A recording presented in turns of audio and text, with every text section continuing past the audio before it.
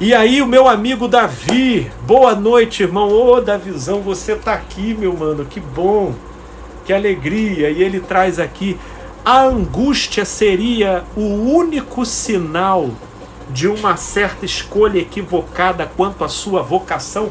Não, Davizão, não. Talvez eu acho que a angústia seja a mais comum entre todos os sintomas relativo a alguém que escolheu por um fazer que abarca praticamente a totalidade da sua energia e do seu tempo e que se encontra deslocado da sua própria vocação, né? Eu poderia até dizer que começa como uma angústia, mas isso pode ter a ver com uma baixa resiliência. Sim, a resiliência, ela é um potencial de resistência da psique para lidar com o dia mal. Porque a gente precisa entender que até quem está alinhado no seu fazer com a vocação que possui, passa por adversidades, passa por estresse, passa por cansaço, passa por dilemas, tá? Creio que até essa questão ela é muito pertinente porque abre margens para essa nossa reflexão. Todavia, uma vez que o fazer esteja alinhado com a vocação, a alma gratifica o sujeito com um plus, vamos dizer assim, de resiliência, de resistência. Agora, é como você, vamos pensar isso do ponto de vista do nosso corpo físico, né? Quando você vai trabalhar num ambiente insalubre, seja lá de que natureza for, seja por conta de uma produção imensa de fumaça, ou de calor, ou de toxinas, ora, aquilo vai criar comprometimentos no organismo que diminuirá não só a qualidade, mas os dias de vida daquela pessoa, né? Na alma é a mesma coisa. Quando você submete a alma a essa dissonância com a sua própria vocação, você vai paulatinamente minando a sua própria resistência. Resistência ao estresse, resistência aos dilemas, resistência às dificuldades, de maneira que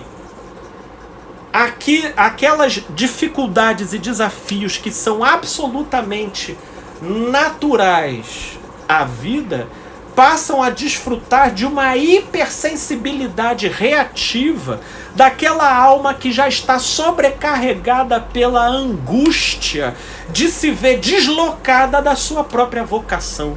E aí, nessa direção, para além da angústia, meu amigo Davi, a gente poderia ter a insônia ou a hipersonia, pessoas que não conseguem dormir até aquelas que dormem demais.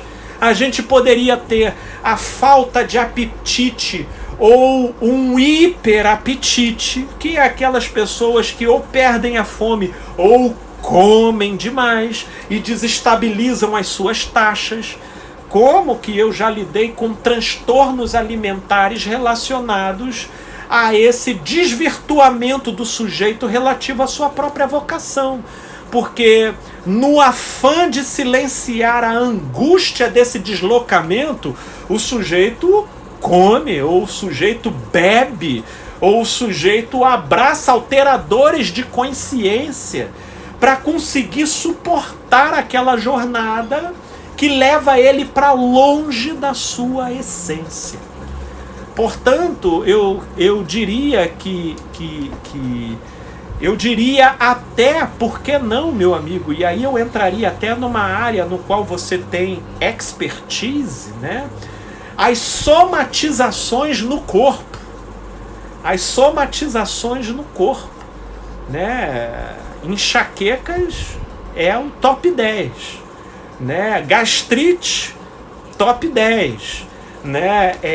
Labirintite, top 10, né? E urticárias, top 10, E aí a gente vai entrando em todas essas principais manifestações daquilo que vai deslocando o sujeito da sua própria essência. Agora, também seria interessante a gente refletir sobre aqueles que entram nessa doenças de pele, é verdade, que entram nessa crise existencial de não conseguir localizar qual seja o seu objetivo, qual seja o seu próprio objetivo, né? E aí é que está o X da questão. Qual é o seu próprio objetivo, né? E essa crise existencial, ela se forma por conta da ênfase, né, da cultura no fazer em detrimento do ser. Do fazer em detrimento do ser, né?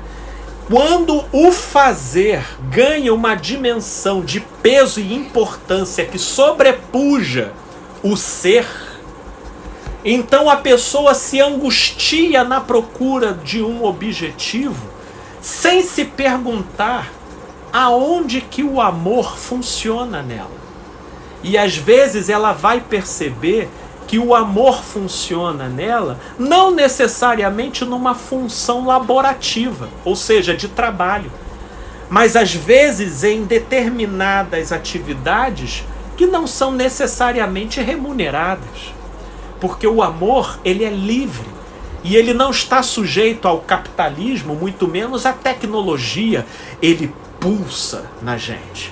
Mas quem tem ouvidos para ouvir? Quem tem sensibilidade para captá-lo?